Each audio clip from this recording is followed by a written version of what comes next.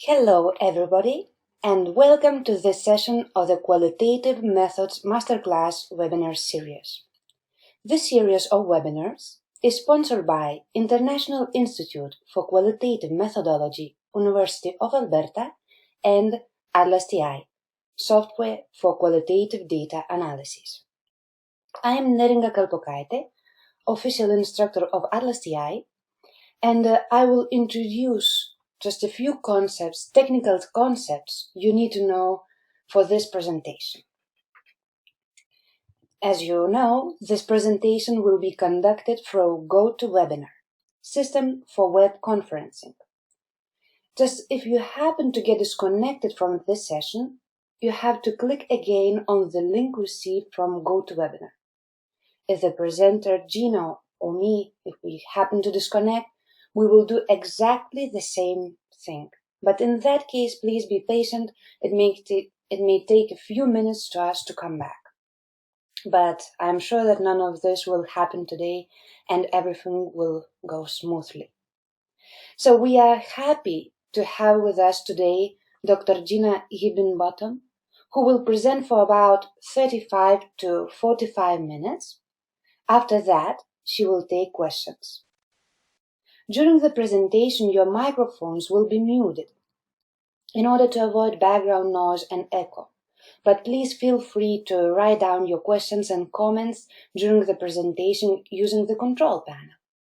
In fact, you can just practice right now to say hello to us in control panel. Now I'm going to give the microphone to Amanda Shua, the Director of International Institute for Qualitative Methodology, and she will introduce today's presenter. So, Amanda, just in a second, I will give the microphone to you. Amanda, the microphone is yours. Thank you, Neringa. It's my pleasure to introduce Dr. Gina Higginbottom. Gina holds a Tier 2 Canada Research Chair in Ethnicity and Health and is a professor in the Faculty of Nursing at the University of Alberta. Gina's research portfolio focuses on ethnic minority populations and immigrant health using participatory models of research and ethnography. She has a particular focus on the broad issue of social inclusion and equity in healthcare, lay understandings of health and illness. A second theme in her research portfolio has focused on maternal health and well-being, including parenting issues, early parenthood, and postnatal depression in different ethnic minority groups. Gina has concluded as principal investigator 22 nationally and internationally funded qualitative research studies. Currently, she holds 3 Canadian Institute for Health grants. Gina is assistant editor of Ethnicity and Health Journal and co-chair of IIQM's 2013 Thinking Qualitatively workshop series and an affiliate scholar of IIQM, as well as an advisory board member of IIQM. Gina is an experienced educator with a professional teaching qualification who has facilitated many undergraduate, graduate, and doctoral programs in the UK and Canada. Gina will also be teaching a workshop at IIQM's Qualitative Health Research Conference in Halifax, Nova Scotia this October. Without further ado, I bring you Gina. Thank you very much, Amanda. Thank you. And now, Gina, I am going to make you as a presenter, and at the same time, I'm giving to you the microphone. So, just a sec. Gina? Here you are. Thank you very much, Amanda, and thank you very much, Neringa. Good afternoon, everyone, and welcome to the session today. I think I should reiterate the title of the session to make sure that you're joining the correct webinar. The title of my session this afternoon is An Introduction to Focused Ethnography. And I would just like Neringa just to confirm that you can hear me clearly. Yes, I can hear you perfectly. Okay, so I'm assuming that the participants can also hear me clearly too. Yes. If you have any issues or problems with hearing me speaking, please type a little message for Naringa. I think that would be helpful. Okay. And as Naringa says, I'm going to progress through my presentation, and then at the end there will be some opportunity for discussion and also for participants to ask any questions. So I'd like to first of all give you an overview of my session today. And we've had the introductions and the expectations. And so in the webinar, I hope to address the issue of what we mean by ethnography. I hope to provide you with an overview of the genre of focused ethnography. I would like to introduce you to the principles of designing your own focused ethnographic study, and perhaps identifying your own research questions and key aspects. We will consider some of the data collection tools, interviews, participant observation, and identification of key informants. And then we will have a discussion at the end of the session, and we will conclude. So I hope that that is congruent with everyone's expectations of the session today. Those specific webinar aims, as I said, we will define focused ethnography. We will describe the methodological approach of focused ethnography, and we will provide, or I will provide participants with an overview of the value of using focused ethnography in qualitative research. First of all, I'd like to start with asking you to undertake a period of reflection, and I suppose a little homework. I'm asking you to reflect upon what you understand by the term ethnography. And here you can see that I'm providing you with a photograph of an early ethnographer in a pre-industrialized society. So if you would take a few minutes to reflect on the term ethnography and what you understand by ethnography, I think that will be helpful for your learning and gaining further insights into the genre. And then I'm going to show you a 5-minute video clip of an activity that takes place in Vancouver in Canada. And after the session, I would like you to reflect upon this video, or even go back to the web link to review the video again, and consider whether the elements and characteristics of this video are synonymous with an ethnographic approach, and whether you consider the production of this short video clip to be an ethnography. So this is really a little bit of homework for yourselves, and providing, I think, a somewhat interesting introduction to our session today. So I'm going to move forward to show you the video, and the video clip is entitled Carts of Darkness. Now I hope this is going to work, and if for whatever reason it doesn't work and it doesn't load up properly, then we will just move back to the PowerPoint presentation. But I'm hopeful that the technology will be working perfectly. So here we go.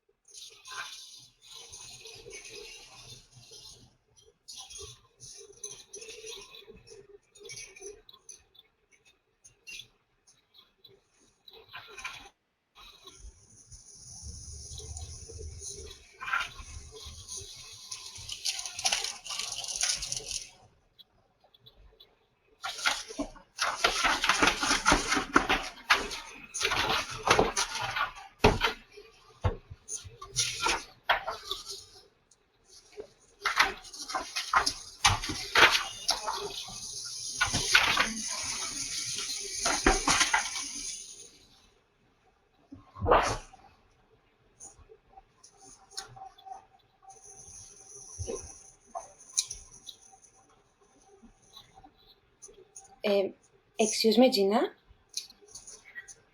Gina? Yes? We cannot hear the sound of the movie. Only see some people there. Is it okay?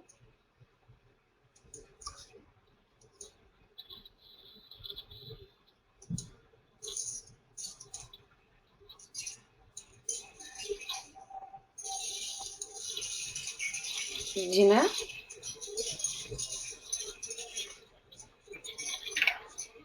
Gina? Are you there?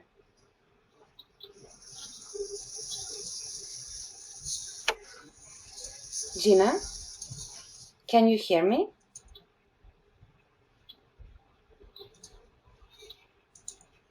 Gina? Yes, I stopped the video because I'm hearing you say that you can't hear the sound. No, we cannot. We cannot. Okay, okay. Well, don't worry. I think in that case then, we'll abandon the video clip. Okay. And then what I would ask the participants to do, I've provided you with the web link here on this slide. And I would ask you to take a look at the video after the session. And the key question I'm asking you to consider is whether you feel that the documentary clip is an ethnographic study. I think that will be an interesting exercise for you. And so then I'll just move back to the PowerPoint presentation now. So I think it's very important, first of all, before we move into the specific genre of focused ethnography, to consider what is ethnographic research and just consider some of the historical origins and the antecedents of ethnography. So if we take a review of the literature, we find that ethnography is rooted in cultural anthropology, and it's exemplified by the works of Boas, Malinowski and Radcliffe Brown. Many of you will be familiar with the emergence of the work of Bulmer, Park and Burgess at the Chicago School of Sociology in the 1920s and 30s.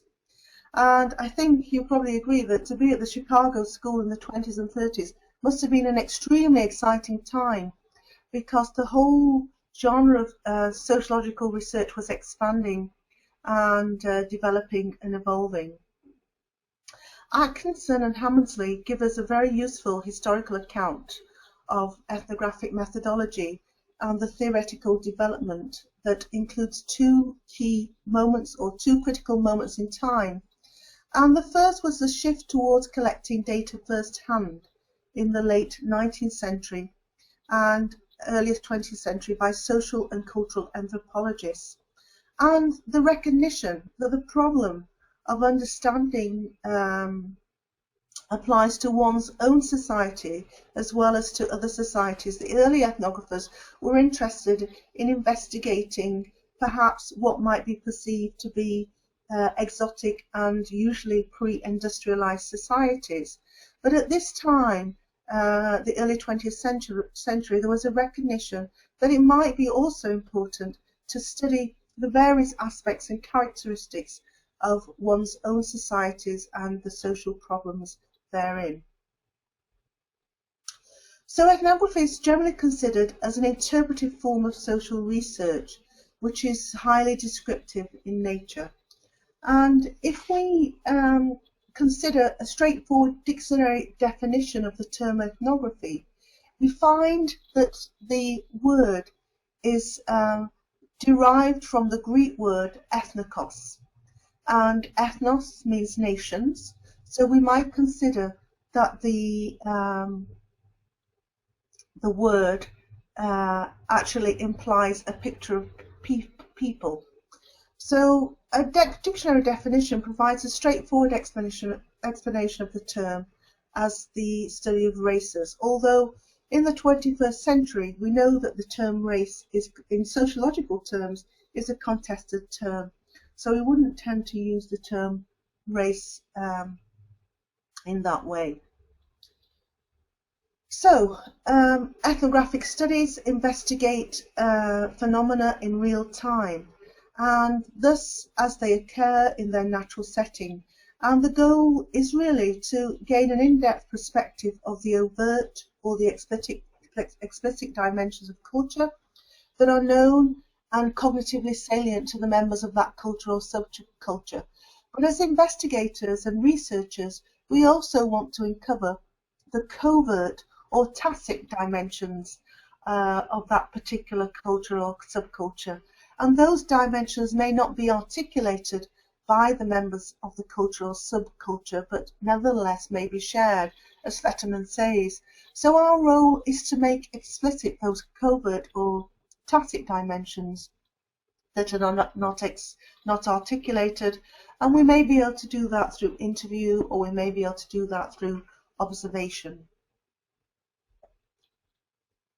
Roper and Shapiro go on to say that ethnography is the work of describing culture, using a process of learning about people by learning from them.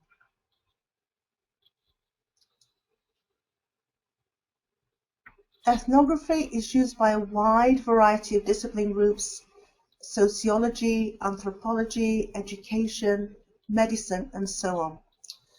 And especially where there is a desire to explore specific cultural perspectives that are shared by subgroups of people, although classical genres of ethnography focused on whole communities. And this is very much exemplified in the work of Margaret Mead and others who were early ethnographers. We can see here, this is actually a photograph of Margaret Mead, and you can see that she is very much immersed in the Samoan culture here, and this is characterized by her adopting the various styles of dress and so on.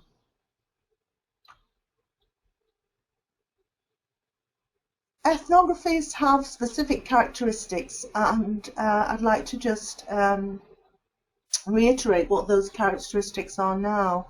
So often there is a scrutiny of specific social phenomena as opposed to deductive research that tests out hypotheses. Often we have a propensity to elicit unstructured data as opposed to pre-coded data. And the unstructured data clearly generates a huge amount of data, usually in the form of interviews or participant observation. The sample sizes might be quite small and might include just one case, as in the example of autoethnography or duoethnography, which might involve two people. Ethnographic studies usually involve narrative description as the product of analysis that includes an unequivocal acknowledgement of interpretation of the significance and the purpose of human behaviour. And on the whole, there is no quantification of data. However, you might argue that in some instances there may be some form of quantification of data, especially in relation to demographic details. So if you were conducting an ethnographic study and you wanted to elicit information about the gender, age, and other social characteristics of the participants, then of course that type of demographic data might be subject to some form of quantification and the generation of perhaps descriptive statistics. So in the previous slides, I have given you an introduction to the characteristics of ethnographic research. Obviously, that's really quite a superficial overview. So if you wanted to glean more information about ethnographic research, you would obviously have to do quite a bit more reading, because it's not possible to provide an in-depth exploration in the time that's allocated for our session today. So what I'd like to do now is just to move on to the notion of a focused ethnography and how that differs from the classical or anthropological ethnography which many people might be familiar with. So in recent years, the genre of focused ethnography has emerged in qualitative research. And focused ethnography is really understood to mean the process by which we investigate specific beliefs and practices, often related to particular illnesses or particular healthcare processes, as held by patients and practitioners. And you can see that I've given you a few references here. And although focused ethnographies do exist in sociological research, on the whole, many focused ethnographies have arisen from the healthcare context. So within a focused ethnographic study, we focus on cultures and subcultures framed within a discrete community or phenomenon and context, whereby we would like to elicit specific information from participants who have knowledge of an identified problem. And in this respect, our investigations are very focused on this specific identified problems and finding solutions to these specific identified problem. What is focused ethnography? Well, it's understood to be an applied research methodology that has been widely used in the investigation of fields specific to contemporary society, which is socially and culturally highly differentiated and fragmented. And so in some respects, you could perceive this statement by Noblat to infer that he is referring to the notion of the postmodern world when he talks about a highly differentiated and fragmented society, and that perhaps we need to have slightly more nuanced approaches in respect of ethnography to investigation in this highly differentiated and fragmented world. In my team, we have described focused ethnography as a useful tool in gaining a better understanding of the experiences of specific aspects of people's way of life and being. And in a recent paper, we have conceptualized a focused ethnography in this graphic representation. And this is adapted from the early work of Marjorie Merck. And we suggest that sometimes a focused ethnography is related to the conceptual orientation of a single researcher. And there's often a focus on a discrete community, organization, or social phenomena. We suggest it's used in academia as well as for development in healthcare services. The involvement of a limited number of participants. I mentioned earlier that in the earlier anthropological approaches to ethnography, often whole communities would be involved in the study. But in a focused ethnography, we may have a limited number of participants. Often the goal is to focus on problem-focused and context-specific phenomena. There may be episodic participant observation. If you think about an early ethnographic study, an anthropological study, often the investigator would live within the community or the society. So they were very much observing the community continually for the whole duration of their stay in that community. And we are really seeking participants who hold specific knowledge about the phenomena of investigation. In this table here, we make a comparison between conventional and focused ethnographies. So in a conventional ethnography, there may be long-term field visits. Focused ethnography may be characterized by short-term field visits. In a conventional ethnography, we suggest it is experientially intensive, where in a focused ethnography, I'll use the acronym FE for expediency. We are really concerned with data analysis intensity. In conventional ethnography, we suggest this is time extensivity. And in the focused ethnography, we suggest there is time intensity. Conventional ethnographies are characterized by ethnographic writing and not necessarily tape recording. But in a focused ethnography, usually we want to record the elicitation of our data. In a conventional ethnography, there may be solitary data collection and analysis, and in focused ethnography, we may, for example, include data sessions which include groups such as focus groups. In a conventional ethnography, the investigation is very open, whereas in FE, we are very focused.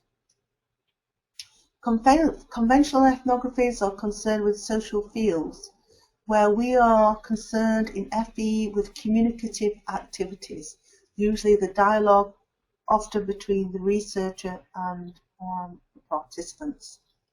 In the conventional ethnography, the investigator has a highly participant role.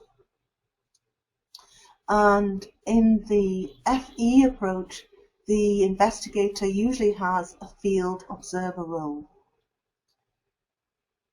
In the conventional ethnography, the investigator often holds insider knowledge, whereas in a FE, usually we hold background knowledge, and that might be, for example, obtained via a literature review.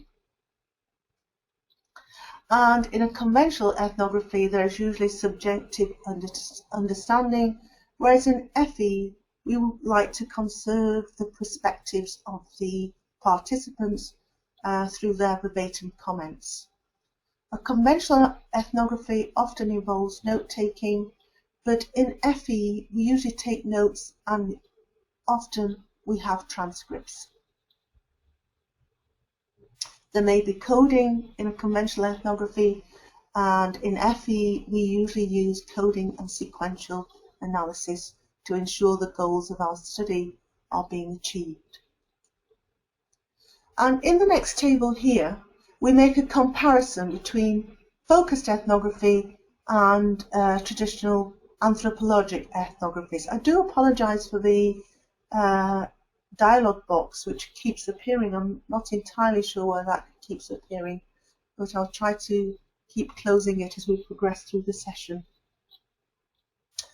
So in this table, we suggest that a focused ethnography has a specific aspect of field studied with purpose, whereas an anthropologic ethnography studies the entire social field.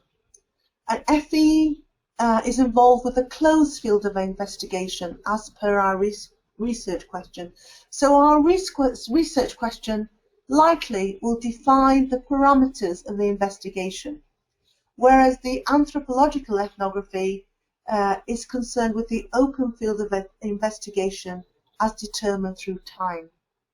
In FE, our background knowledge usually informs the research questions. Our background knowledge, whether elicited through the literature or whether elicited through dialogue with the communities we are working with, often informs the key question.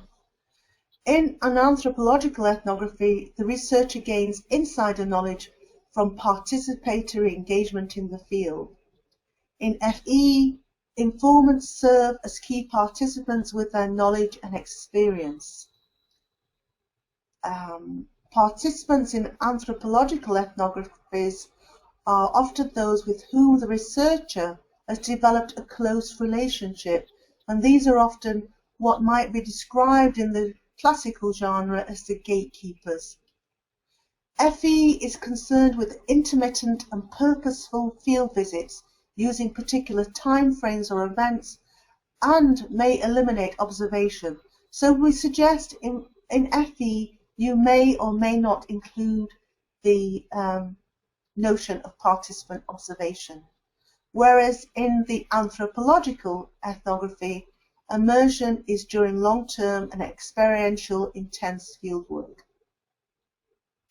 In FE, data analysis intensity often occurs with numerous devices, including video cameras, tape recorders, and photo cameras, whereas in anthropological ethnography, this may be narrative intensity.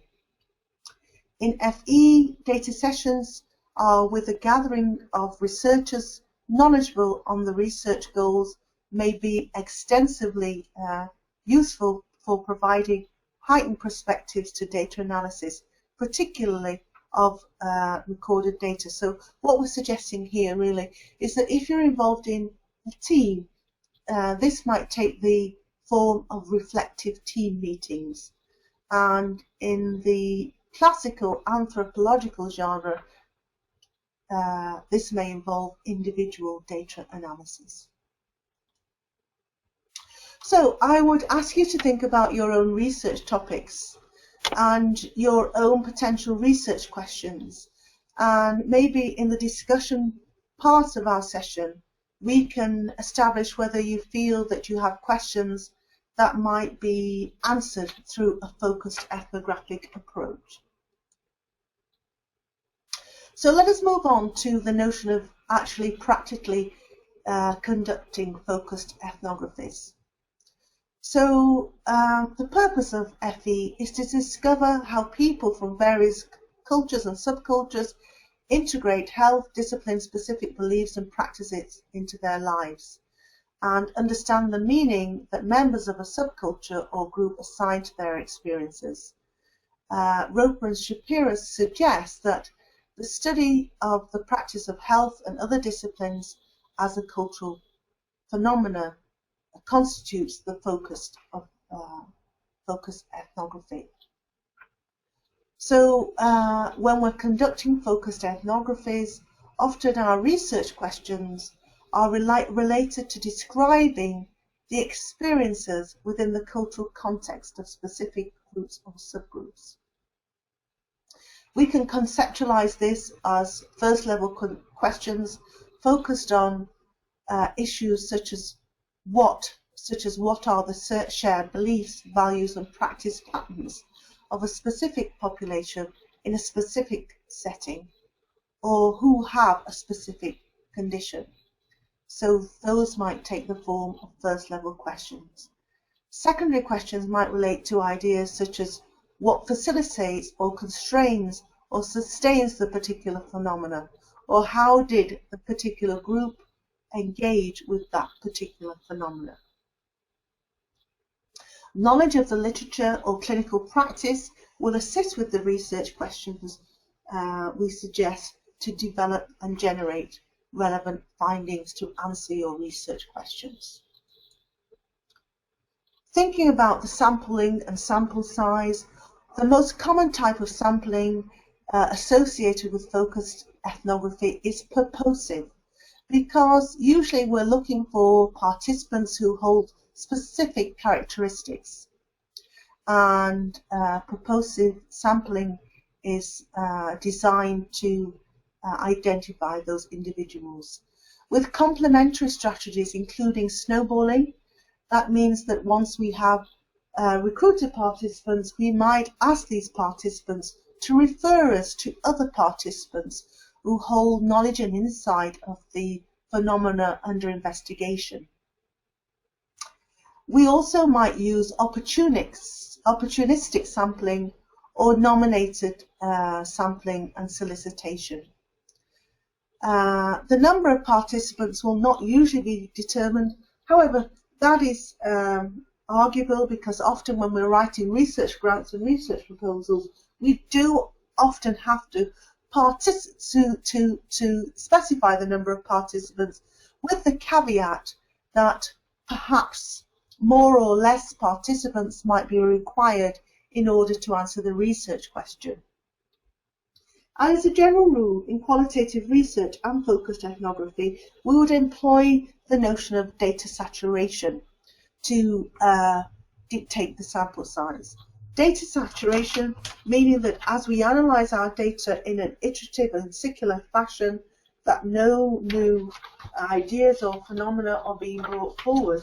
However, I think that the whole notion of data saturation is under-theorised, and we need to maybe conceptualize and theorize the notion of data saturation a little bit more, because for example, if we conduct 30 interviews and we feel that we've reached data saturation, we don't really know whether if we conducted another 20 interviews that the new phenomena might emerge. I'm very cognizant of the work of Sally Thorne in this area. Sally Thorne is a theorist who has developed the methodological genre of interpretive description, and Sally suggests that rather than data saturation, we need to include the number of participants that will enable us to describe the phenomena comprehensively. So I think that's just something for you to think about in terms of your own studies, the notion of data saturation. So in terms of data collection tools and methods, we often use semi-structured interviews. These are usually tape recorded and transcribed verbatim. We typically use the observer as participant role, which is not as time intensive as that of the participant as observer role. That would be common in the classical anthropological genre of ethnography. Excuse me. We might use a variety of documents. We might undertake a documentary analysis to enhance our data. That might include policies, procedural documents, epidemiological and census data, maps and photographs, and so on. We would use recording equipment, field notes, and reflective journals.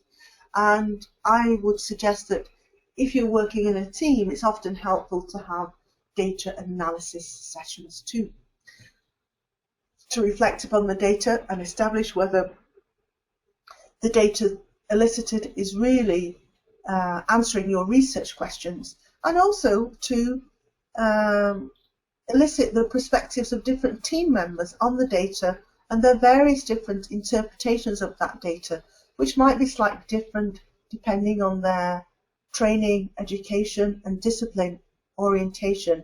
In other words, various team members might hold different worldviews and a different lens. Remember that in qualitative research, we value the notion of multiple social realities. So, thinking about data analysis, this is an iterative, cyclic, and self-reflective process. And data analysis in FE is characterized by the identification and classification of the data, which then progresses to abstract generalizations and explanations of patterns. And in my work, we often follow the principles espoused by Roper and Shapira. And Roper and Shapira espouse an approach to the analysis of ethnographic data analysis. And for myself, I've used ATLAS.ti now since 1998, and I find it to be extremely useful in enable us to analyze our data comprehensively and systematically, and to interrogate our data extremely comprehensively. And Roper and Shapira's framework for the analysis of ethnographic data is highly congruent with ATLAS.ti, and it works very well for the work that I do in my team. Just a note on reflexivity, and that you probably are aware that reflexivity is one of the hallmarks of quality in qualitative research. And reflexivity is focused on making explicit and transparent the effect of the researcher, methodology, and the tools of data collection on the process of the research and the research findings. So reflexivity acknowledges the influence of the researcher's ideologies, values, and belief systems that may be difficult to deconstruct in a transparent fashion. Of particular importance in focused ethnographies, and particularly for a researcher who is familiar with, who may have a personal experience of the culture being studied. So I think what I'm saying here in this last point is that if you need to be cognizant of the whole notion of the insider-outsider debate. And if you're an insider researching your own community or a phenomena that you've experienced yourself, that the reflexive dimensions may be even more important in this situation. So if we look at some of the literature that defines reflexivity, we find that reflexivity is an important dimension of ethnography and qualitative research in general. And according to Denson and Lincoln, reflexivity refers to a process by which researchers are obliged to delineate clearly the interactions that have occurred amongst themselves, their methodologies, and the settings and the actors studied. Murphy goes on to suggest that qualitative research calls for a level of self-conscious reflection upon the ways in which the findings of research are inevitably shaped by the research process itself and the analysis which takes such factors into account.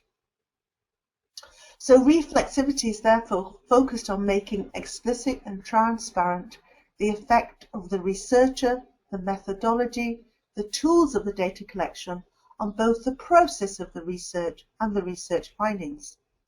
This contrasts with the stance taken in quantitative research, where efforts are directed to minimizing or eradicating the researcher effect on the research. To help you in maintaining and assessing rigor in qualitative research and in your focused ethnographic studies, I've provided you here with a little table of tools to which explicate really the mechanisms by which you can maintain and assess rigor in qualitative research. So I would urge you to review some of these approaches and in order to appraise and evaluate your own qualitative research. Just looking at the limitations of focused ethnography briefly, there may be a perceived lack of exactitude and robustness from a positivistic perspective, but I think probably the debate has moved on somewhat really in terms of the polarization of qualitative and quantitative research. There may be questions regarding the credibility and consistency of the findings and the lack of generalizability, but to be honest with you, I think we recognize completely up front that in a focused ethnographic study, we're not aiming to create generalizability. We're aiming to create findings which really are relevant to the community that we're investigating. And there may be some transferability to other communities who experience similar setting or the phenomena in similar settings, but we're really not trying to establish generalizability. Okay, so in these slides, I'm providing you with some examples of a range of focused ethnographic studies in nursing, which is my own clinical background, and you could find the tables in the paper that's cited at the bottom here. Now, the reason that we in my team have written these various methodological papers is that we found that in our literature reviews there are many studies that claim to have used focused ethnographies, but we found little methodological guidance in respect of conducting focused ethnographies. But you can see there's a range of studies being conducted on a range of topics that claim to have used focused ethnographies. So here we have a study that's looking at the experiences of homeless youths and illness and how these experiences differ by age and gender. We have a study that used FE to explore the health-related perceptions and experiences of immigrant Latino adolescents. And then we have a study that I conducted that looked at the experiences of internationally educated nurses transitioning into the Canadian healthcare context. We have studies that have explored the effect of culture on the use of research that claim to have user-focused ethnographic approach, and so on. So there are many examples in the nursing research evidence space of focused ethnographic studies. And then this table here, again from one of our other papers, looks at the use of focused ethnographics more broadly in healthcare and rather than just in nursing. So, for example, this study here is looking at parents' experiences of parenting a school-aged child after a heart transplant. And then you see that this is my own PhD study that I conducted in the early 2000s, looking at the understanding of meanings of consequences of hypertension for individuals of African Caribbean origin. So there are many, many examples in the literature of published focused ethnographic studies, but as I said, what we found was a limited number of methodological papers. So to conclude, what I'd like to say to you is that a focused ethnography might provide you with an approach that is very pragmatic, where you have limitations on your time, but you really wish to engage in an ethnographic endeavour. And I feel that the value of FE is to provide understanding of specific societal issues that impact upon the different facets of practice among healthcare professionals. And focused ethnography enables healthcare researchers to understand the interrelationship between humans and their environment within the society in which they live. And participants are afforded an opportunity to share their perspective of specific societal events and issues that serve as a basis for the healthcare researcher's understanding of the meanings attributed to these. And I use the field of healthcare because that's my own clinical background, but clearly there are applications for focused ethnography in other discipline areas. So here I've provided you with a list of references that you might find useful. And so I would really like to thank you for your attention. And I'm sure that you might have questions that you might want to ask or points of discussion. So I'm hopeful now that Naringa is going to take back the presentation. Thank you very much, Gina. To tell the truth, I enjoyed very much. I consider wonderful presentation. I have learned a lot. And for sure, we have a lot of questions for you. I just want to remind to all participants that if you want to ask something, you have just to click on the hand icon that you will find on the control panel of the GoToWebinar, and I will give you the microphone. On the other hand, you can write your questions as you are doing right now. But I will just have a look if I see some hands up. Yes, I find that Anna, she has hand up. So Anna, I will give the microphone to you. Anna? Can you hear us? Anna? No. Okay, just a sec. We will see if we have more hands raising. Rachel. Rachel, I will give the microphone to you, Rachel. Rachel? Rachel? Can you hear me? Yes, perfectly. Oh, good. Yeah, I'm calling from Sydney, Australia, and I recently have finished my PhD in phenomenology, and I noticed that ethnography shares some similarities between FE, but can you go into more detail about how phenomenology differs from FE, since that you are also looking at the experiences of the participants And I do understand the tools are different, but can you tell me the difference between FE and phenomenology? Thank you very much, Rachel. I will mute you now. And now I will give the microphone to Gina. The microphone is yours, Gina.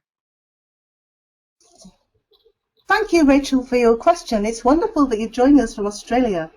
My understanding of phenomenology is that largely phenomenology is concerned. You're a phenomenologist. I'm not a phenomenologist. I'm an ethnographer. But my understanding is that phenomenology is concerned with the individual lived experience of a given phenomena. And I think the epistemological and ontological underpinnings of phenomenology, depending on which phenomenological theories you're drawing upon, are a little bit different from those of ethnography. For example, we know that the founding fathers of phenomenology, Husserl, Gadamer, and Heidegger, and they explicate specific steps for the conduct of phenomenological research and also for the analysis in phenomenological research. So ethnography is really focused on cultures and subcultures and is perhaps more descriptive in nature. What I would be interested to know from you is, you've just concluded your PhD, so perhaps you'd like to tell me which phenomenological principles you employed in the conduct of your thesis. Thank you very much. So I will open the microphone of Rachel. Yeah, I used a Husserlian study, so I used bracketing, and I know that you mentioned concepts of how the researchers' perspectives can influence the data. With a Husserlian study, you use the concept of bracketing, where you acknowledge your biases and preconceptions, so they don't necessarily contaminate your data. And you were saying with phenomenology that if you use a set criteria per se, I used Kalasi as my data analysis, as Yes. where with Heidegger you use something like a Van I forgot his name. Van Manen. Thank you.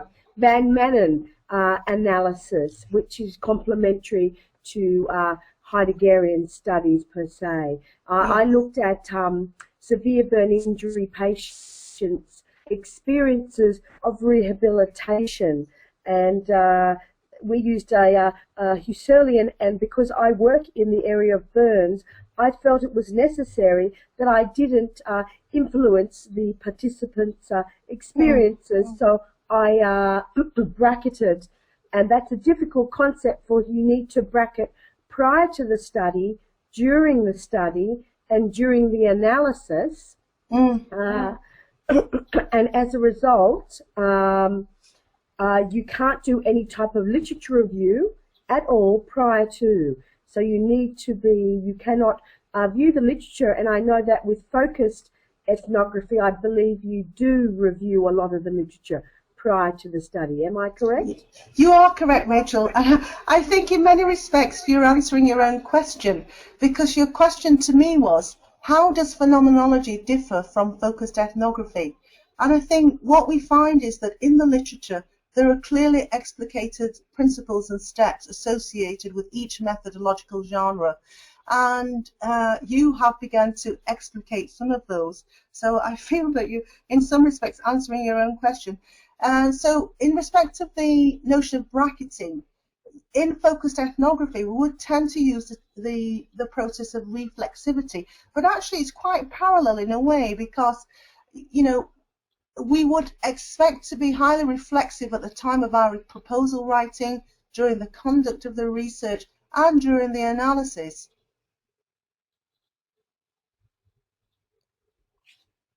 Just a minute. I'm sorry. We have to move on because we have too many questions.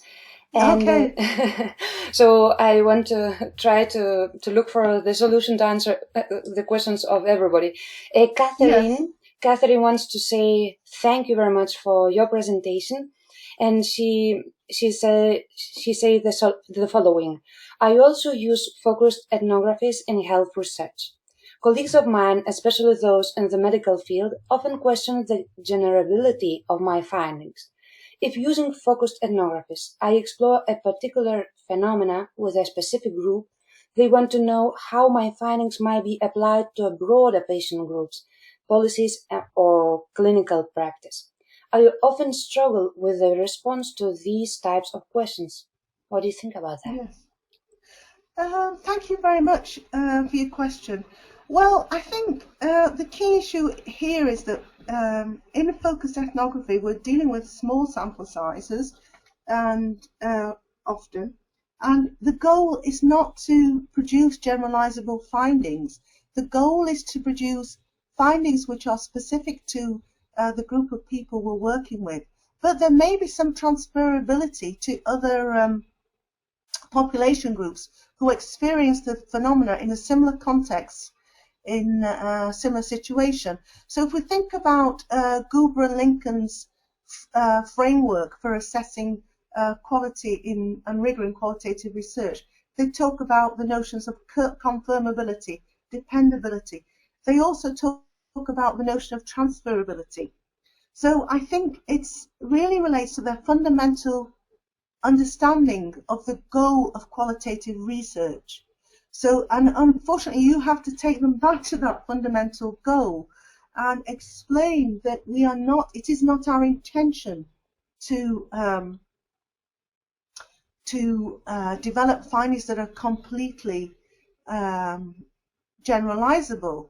But I think at the same time, explaining that qualitative research studies and focused ethnographies are and can be scientifically rigorous and robust, and we have various frameworks and principles for establishing the scientific rigor and robustness of our research, which can be demonstrated to our medical colleagues.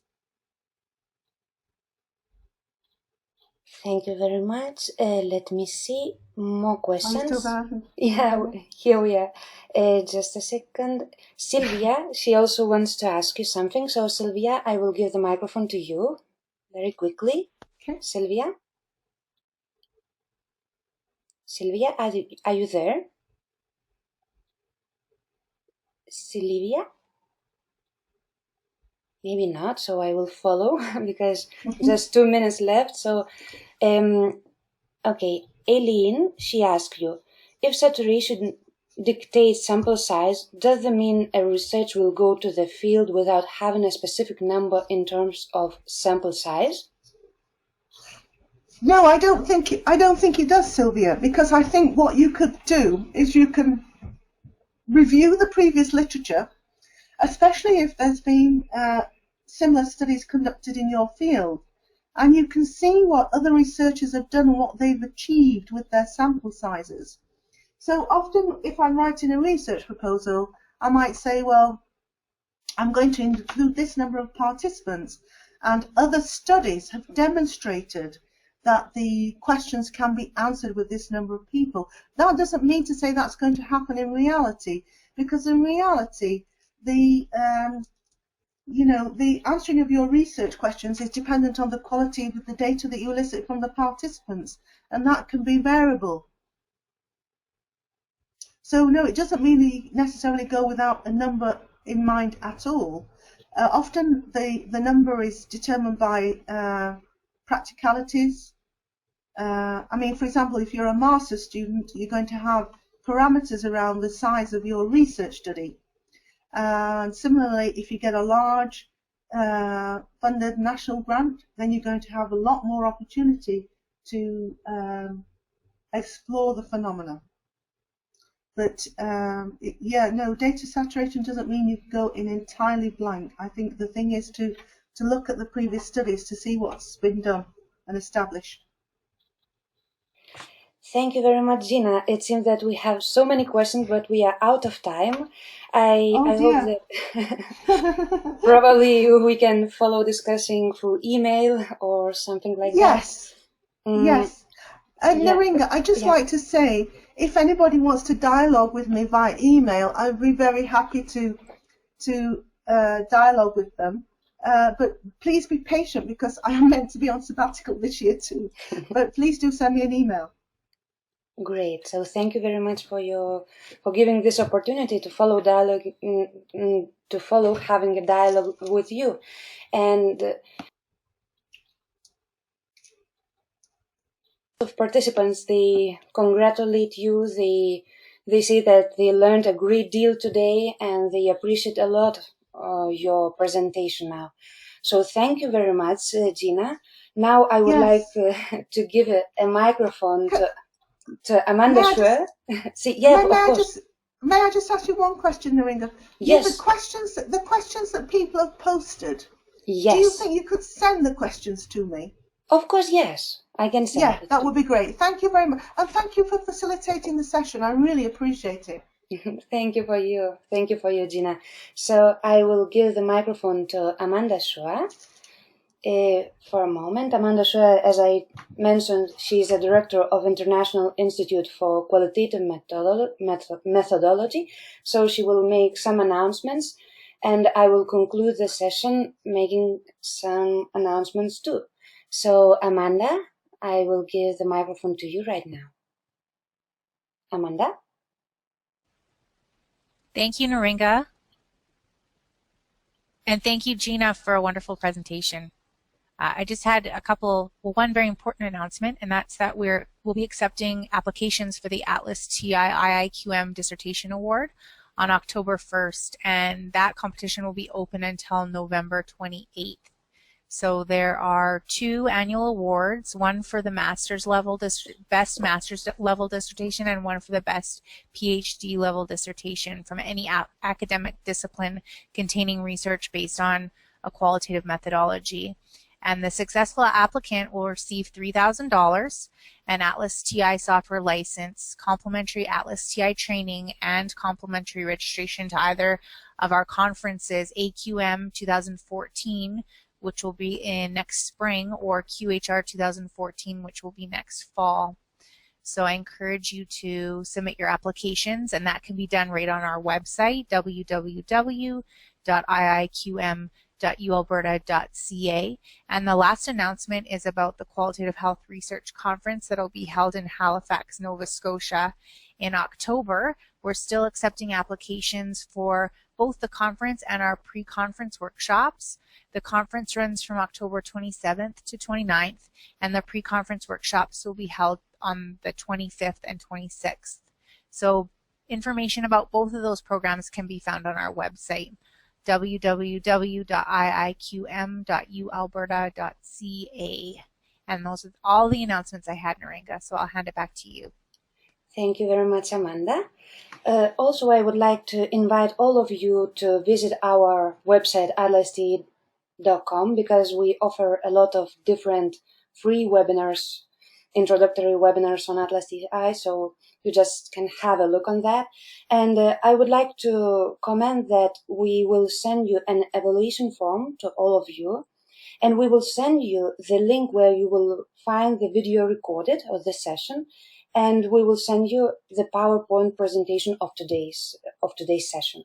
So probably tomorrow you will receive all this information. And I would like to thank you very much to Gina, to Amanda, and all of you participants, because it is very important, your participation, to make this series successful. And today we had 240 people who were interested to participate, but we are able to admit just 101. So today's session, it was full session, and really it seems that it's very successful. So thank you very much for participating. We look forward to seeing all of you in our future events of this webinar series. And thank you one more time, everyone, and bye-bye.